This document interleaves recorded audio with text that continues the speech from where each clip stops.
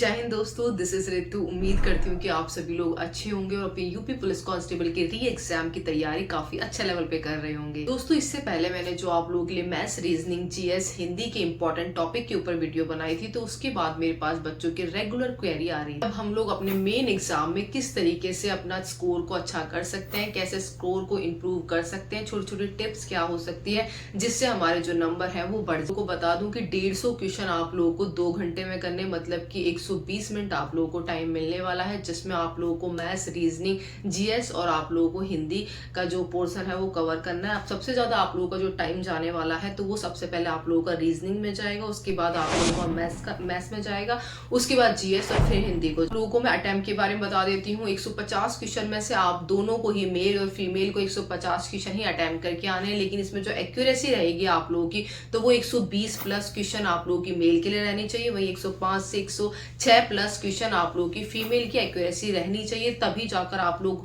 UP police constable की वर्दी के सपने देख सकते हैं। लोगों को अपने मेन एग्जाम में अच्छा स्कोर करने के लिए और मेन एग्जाम में होने वाली छोटी छोटी गलतियों से बचने के लिए अभी जो बचे हुए आप लोगों के दिन है तो उसमें आप लोगों को इसमें मॉक की प्रैक्टिस करनी होगी। प्रैक्टिस आप लोग इन 2 बुक से कर सकते हैं जो कि आप लोगों के लिए बहुत ज्यादा इंपॉर्टेंट रहने वाली है। पहली आप लोगों की पिनाकल की प्रैक्टिस वर्कबुक है, इसमें 11 प्रीवियस ईयर पेपर, वही 9 सैंपल पेपर आप लोगों को दिए हुए हैं। वही दूसरी तरफ आप लोगों की 4000 एमसीक्यू वाली चैप्टर वाइज प्रैक्टिस वर्कबुक है। जैसे जो ये वाली बुक है तो ये आप लोगों का जो ओवरऑल स्कोर है तो उसको बढ़ाने में हेल्प करेगी। जैसे जिसने पहले अपना यूपीपी का सिलेबस कंप्लीट कर रखा है या फिर वो अभी रिवाइज कर रहा है, जो भी आप लोगों का जो सिलेबस है वो, या फिर क्लासेस के थ्रू रिवाइज कर रहा है, तो उसको क्या करना है, डेली आप लोगों का 9 जो आप लोगों को 9 तो सैंपल पेपर दे रखे हो, 11 आप लोगों को प्रीवियस ईयर पेपर दे रखे हैं, तो दोनों में से एक एक आप लोगों को सेट लगाना है और उसकी प्रैक्टिस करनी है। साथ में उसकी एक्सप्लेनेशन देखिए, उस एक्सप्लेनेशन में, उस सॉल्यूशन में अगर आप लोगों को कुछ नहीं आता है तो उसी टाइम तुरंत आप लोगों को उसमें रेड मार्क करना है या फिर अंडरलाइन कर देना है।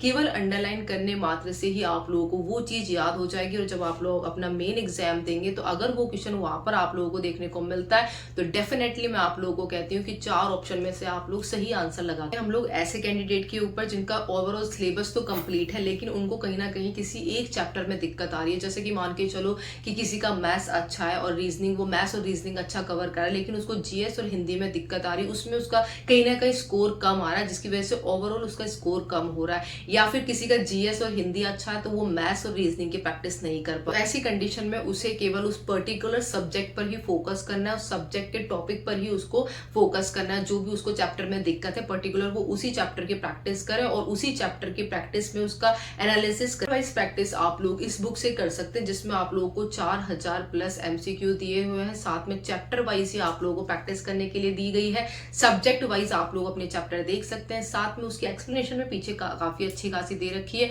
उसको आप लोग रेड मार्क करना बिल्कुल ना भूले जो भी चीज आप लोगों को नहीं आती। इस दिन में 2 से 3 मॉक टेस्ट आप लोगों को जरूर लगाने हैं, ताकि एक तो आप लोगों का जब मेन एग्जाम देखेंगे तो उसमें जो डर है वो निकल जाएगा और जो प्रीवियस आप लोगों का एग्जाम हुआ था उसमें अगर किसी की गलती हुई है तो वो भी वो वहां पे सुधार सकता है। 20 दिन बचे हुए, काफी अच्छी तैयारी आप लोग प्रैक्टिस से ही कर सकते हैं। जिसने पहले कुछ नहीं पढ़ा तो सिंपली वो अगर डेली भी 4 या मॉक दे या 5 मॉक दे तो भी वो उसकी एक्सप्लेनेशन देखेगा तो भी वो 20 दिन बाद काफी अच्छा स्कोर उसके मेन एग्जाम में कर पाए। कोई अगर आप लोगों के पर्सनल डाउट रह चुके हैं तो आप लोग मुझे कमेंट करके बता सकते हैं। नेक्स्ट वीडियो में मिलते हैं, तब तक के लिए जय हिंद।